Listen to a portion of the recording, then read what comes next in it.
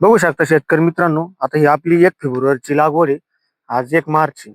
Complete आपल्या प्लॉटला आज समजा 28 महिना असल्यामुळं 29 दिवस पूर्ण झालेली. 29 दिवसामध्ये तुम्ही बघू शकता प्लॉटची ग्रोथ, स्टंप एकदम स्ट्रॉंग असा स्टंप निघलेला आहे मित्रांनो. आणि एकदम भारी उतार झाला आपला. स्टंप बी बघू शकता. तर मित्रांनो, आपण याला आता सेकंड डोस टाकू राहिलो. म्हणजे आता सध्या आपली जी सिटिंग होणार आहे, म्हणजे आपली जी कळी पाडणार आहे, ती कळीचा स्ट्रोक मोठा पडला पाहिजे कॅप्सूल सारखा. त्यासाठी आता आपण एक सेकंड भेसळ डोस करू राहिलो मित्रांनो. भेसळ डोस करताना आपण यारामीला कॉम्प्लेक्स एकरी 1 बॅग आणि DAP 1846 एकरी 1.5 बॅग अशी घेतलेली मित्रांनो. आणि डोस करताना मित्रांनो असं मटेरियल आपण काढून घेतलेली. आणि ह्या झिगझॅग पद्धतीने अशा पद्धतीने मटेरियल टाकून राहिलो मित्रांनो. लॅटरलच्या तिथं संपर्कात आहे झाड, थोडस बेड फाडून, मल्चिंग फाडून अशा पद्धतीने मटेरियल टाकू राहिलो मित्रांनो. तर आपण DAP टाकण्याचं कारण मित्रांनो असं आहे की ह्या स्टेजला जर आपण फॉस्फरसची लेवल जास्त दिली तर एकदम आपली येणार आहे काळातली जी सेटिंग, म्हणजे कळी जी पाडणार आहे एकदम स्ट्रोकदार पाडणार आहे, म्हणजे मोठी पाडणार आहे. ज्यावेळेस कळी स्ट्रोक मोठा असतो त्यावेळेस कलिंगडाची साईज ही 5 किलो, 7 किलो, 8 किलो पर्यंत जाते मित्रांनो. कलिंगडाची कळी जर आपली छोटी पडली स्ट्रोक, तर आता बऱ्याचशा हिवाळ्यामधल्या वाड्यांमध्ये विद्युत समस्या निर्माण झाली की जे टरबूज गोल राहिले तर ते म्हणावा असे ते कलिंगड फुगत नाही मित्रांनो. जर म्हणजे आपली सेटिंगचा स्ट्रोक जर असा कॅप्सूल टाईप पडला तर निश्चितच ते कलिंगड हे 5 किलो, 7 किलो पर्यंत गेलेलं आपण हिवाळ्याच्या वाढीमध्ये बघितले मित्रांनो. आणि उन्हाळ्यामध्ये सुद्धा कॅप्सूल जर आपली आणखी मोठी स्ट्रोकनी पडली तर आपले सगळे कलिंगड हे 5 किलो, 6 किलो, 7 किलो पर्यंत होणार मित्रांनो. निश्चितच आपण 30 टनाच्या आवरेजच्या दिशेने जाणार आहे.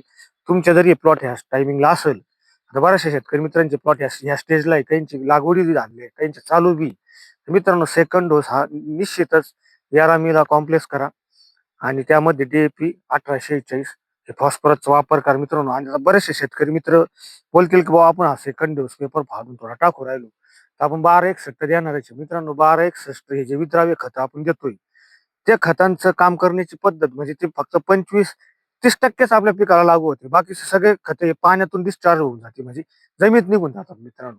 पण DAP असं खत आहे की फास्ट लागू होतं आणि पिकाला असं कंटिन्यू असं 8-15 दिवस फॉस्फरस उपलब्ध, जसं लागेल तसं मुलांना फॉस्फरस उपलब्ध करतं.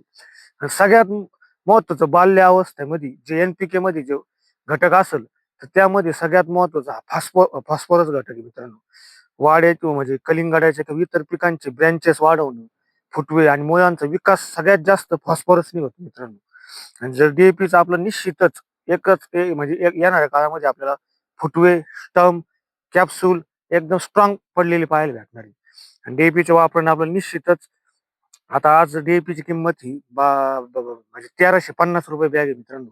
वॉटर सोल्युबलची बॅग घ्यायला गेलो आपण 4000, 4500, 5000 अशा बॅगींची किंमत आहे मित्रांनो. निश्चितच एकदम दम धरून आपल्या प्लॉटमध्ये 15 दिवस DAPचा फॉस्फरसचा वापर होणार आहे, जसं पिकाला पाहिजे तसं. आणि आपण वॉटर सोल्युबल आहे 1261 वगैरे 1340-13 हे तर आपण देतच राहणार आहे, एक 3 किलो प्रमाणे. पण याचा फायदा आपल्याला निश्चित मुळे ही असंख्य वाढलेली पाहायला भेटणार आहे. येणाऱ्या काळात आपल्या वाढीचा स्टंप आणि फुटवे असंख्य पाहायला भेटणार आहे.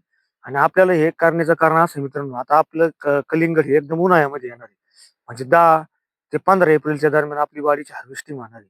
तुमच्या सुद्धा वाड्या ह्या एप्रिल आणि काहींच्या मेच्या पहिल्या हप्त्यात येणार आहे.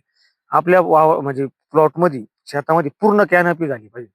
कॅनपी जर झाली तर आपल्याला त्याचा फायदा असा होतो की कुठलीही फळं झाकण्याची गरज पडत नाही. आणि सनस्ट्रोक जो फळांवरती पडतो चट्टा, जो कॅनपीच्या मध्ये पाल्यामध्ये फळे जर लपेला असेल तर निश्चितच आपलं झाकेला असेल तर आपल्या सनस्ट्रोक आपल्या फळावर पडत नाही.